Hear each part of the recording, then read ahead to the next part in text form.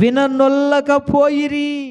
ఆ, ఇదిగో వారు యెహోవా వాక్యమందు సంతోషము లేని వారై వాక్యాన్ని తృణీకరిస్తున్నారు. అమ్మా, వాక్యం సెల్ ఫోన్ చూస్తావు, టైం కనిపించదు. వాక్యం వింటేనే టైం కనిపిస్తుంది. అంటే వాక్యమందు సంతోషం లేదట.